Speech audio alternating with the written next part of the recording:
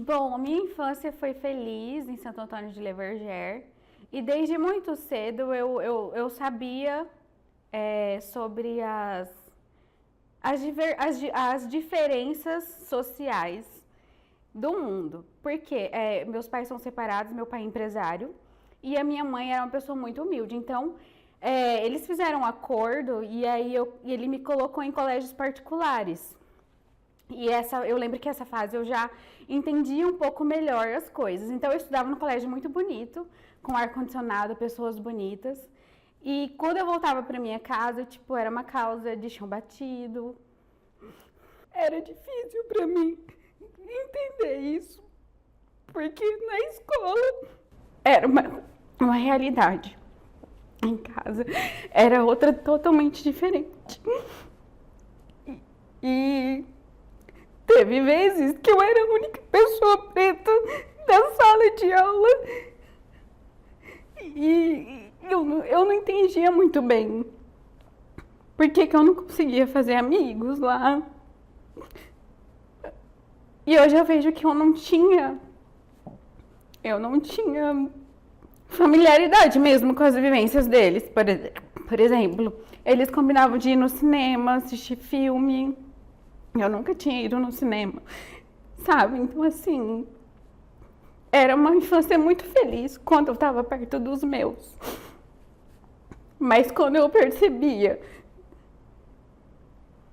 que eu não era igual à maioria das crianças que eu tinha contato, era muito difícil. Eu estudei em boas escolas da cidade de Cuiabá, então o meu pai pagava van para eu vir todos os dias. Então, assim, apesar de eu fui muito bem educada.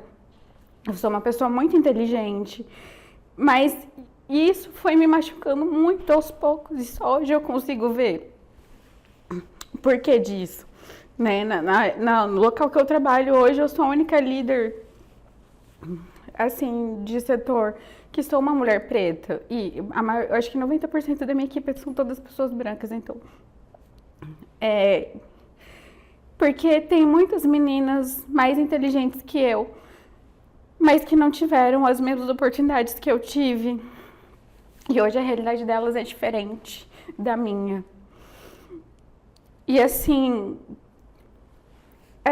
o que eu lembro da minha infância era isso. Eu vivia num lugar bonito, chique, com ar-condicionado, com pessoas diferentes na minha casa que eu morava. Quando chovia, molhava mais dentro do que fora. Tipo, você usava o banheiro, não tinha descarga. Eu achava que a pessoa que tinha uma descarga em casa, tipo, era milionária. Eu queria ter um banheiro com descarga e louça. E, tipo, sabe aqueles azulejo? Eu achava lindo, porque eu achava que quando eu tivesse aquilo, eu ia ser igual as pessoas do meu colégio. E essas são as lembranças da minha infância, tanto que, tipo, eu não tinha amigos da minha cidade, em Santo Antônio, porque eu não estudava lá, mas também eu não tinha tantos amigos da minha escola, até porque, tipo, a gente se encontrava ali na aula e voltava para casa, cada um ia para sua casa. Por isso que hoje eu não tenho assim uma galerinha de ensino médio, uma galerinha de escola, porque a gente teve vivências separadas.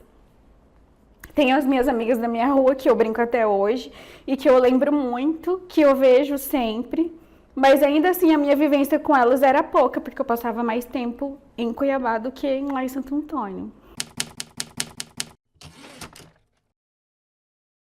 Então, eu não sei nem o que falar sobre preconceito, porque até muito pouco tempo atrás eu não me enxergava como uma pessoa preta, né? Porque eu fazia de tudo para tirar esses traços, né? Eu aliso meu cabelo desde os 8 anos de idade, então assim, e eu tenho a pele mais clara, então eu não sofri tão declaradamente o preconceito, o racismo. Mas eu me lembro que eu era gerente trainee de uma grande instituição financeira. E eu tinha um dos melhores resultados. Tipo assim, eu batia muita meta, eu tinha muita facilidade, porque eu tenho um perfil muito comercial. E uma vez um gestor meu, que era um gerente sênior, ele me chamou para reunião de feedback, porque essa empresa era bem bacana, que trimestralmente a gente recebia feedback. Olha, Gisele, você precisa melhorar aqui e nisso você não foi bem esse trimestre, né? Vamos melhorar para as próximas. Eu lembro que uma das coisas que ele falou para mim é que no dia eu tava com o cabelo escovado, mas não era todo dia que eu escovava o meu cabelo. E aí, dentro de uma reunião de feedback, ele falou assim: olha, Gisele, seu cabelo fica bonito assim, escovado. Eu acho que o cabelo liso, ele é mais comercial, né? O cabelo liso, ele vende mais. E o que eu fiz? O meu gerente sênior está falando isso pra mim. Depois daquele dia, eu nunca mais pisei naquela agência sem escovar o cabelo.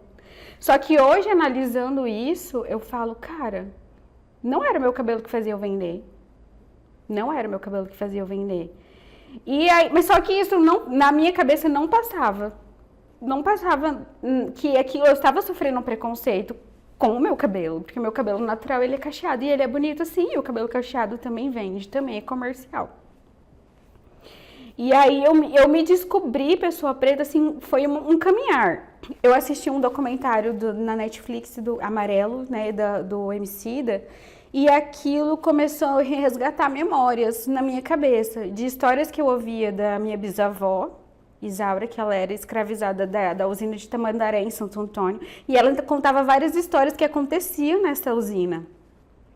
E aí, assistindo o documentário, eu comecei a lembrar, cara, isso aconteceu com a minha família, tipo, ontem, 1920. E aí eu comecei a pesquisar mais sobre isso, porque a abolição foi em 1888 e 80, eu não lembro. 1920, tipo assim, ainda existia, tipo, aqui, ali, onde eu moro, do outro lado do rio, sabe? E eu comecei a pesquisar jornais antigos e realmente vários jornalistas denunciavam isso. E eu falei, cara, então eu acho que eu sou uma pessoa preta também. Aí eu fui começar a estudar sobre colorismo. E aí eu comecei a entender que essa é a minha ancestralidade. Eu comecei a lembrar de várias coisas que eu passei, que eu não sabia que aquilo era racismo, que era preconceito, sabe? Então, quando eu tomei posse dessa minha ancestralidade, porque a minha avó é branca, bem branquinha, e o meu avô é um homem preto retinto, então por isso a gente saiu dessas cores, várias cores, né? Mas aí eu comecei a tomar posse da minha ancestralidade e eu comecei a querer quebrar alguns paradigmas que até eu tinha. Por exemplo, eu tinha preconceito com a religião umbandista, que é da minha ancestralidade. Hoje eu sou uma pessoa evangélica. Mas eu já fui muito intolerante, sabe, com isso. E eu comecei a estudar mais, sabe? A minha ancestralidade, muitas histórias que eu contava para o meu filho, que são histórias da Bíblia, na verdade, às vezes eu estava falando contra o meu próprio povo. Por exemplo, o meu filho gosta de escutar a história de Moisés, né? E Moisés fala do faraó, dos egípcios e tal. Cara, mas os faraós eram pessoas pretas, eles eram meus ancestrais, não José. E eu comecei, e até hoje eu continuo cristã, eu tenho fé em Deus, em Jesus, mas eu creio que é algo muito maior, que Deus ama todos, então assim... E aí, a partir daí, eu decidi falar aquilo que eu estava aprendendo para as pessoas, que foi quando eu comecei o podcast, assim, meio que sem saber, porque a gente queria transformar a nossa narrativa aqui, a gente queria tomar posse da história preta. A história preta são de pessoas que não são do demônio, tá, gente? Vamos combinar. As pessoas pretas não são do diabo. Então, assim, e aí algumas coisas me revoltam, e eu falo isso dentro da igreja evangélica. Então, vem cá. Ai, deixa eu contar essa história, foi péssimo. Eu sou líder infantil, né? E eu fico na salinha do Kids, eu ministrando para as crianças, né? E um dia eu cheguei para ministrar de turbante. E teve uma irmã que falou assim... Eu não lembro o que ela falou exatamente, mas é porque eu tava com turbante. E ela falou alguma coisa, tipo, daquilo ali representar alguma coisa do demônio. Aí eu falei assim, vem cá. Todas as líderes ministram com arquinho, tiara de flores, sabe? Você sabia que as sacerdotisas, sei lá, de Afrodite usavam essas coroas de flores e faziam rituais para deuses nórdicos? Por que as irmãs podem ministrar de arquinho de flor e eu não posso ministrar de turbante? Aí ela ficou quieta, não respondeu. É porque a cultura nórdica não é do diabo, né? A cultura africana é. Então, assim, talvez essa seja a minha missão de falar isso lá também. Gente, vamos respeitar a história do outro, né? Por que que uma cultura... Por exemplo, eu vejo filho de crente com roupa do Thor. Thor é um deus pagão também. Então, assim, ele é o diabo também. Por que que só Exu? Pensa se fizer um boneco de Exu. Se o povo não vai fazer céus e terra, mas tem boneco do Thor, pode? Então, assim, é isso. Então, eu acho que a minha forma de romper isso é fazer as pessoas pensarem. Gente, eu não tô pedindo pra você mudar a sua fé, eu só tô pedindo pra você pensar. Só pensar, só pensa. Eu acho que essa é a minha contribuição. Sei lá.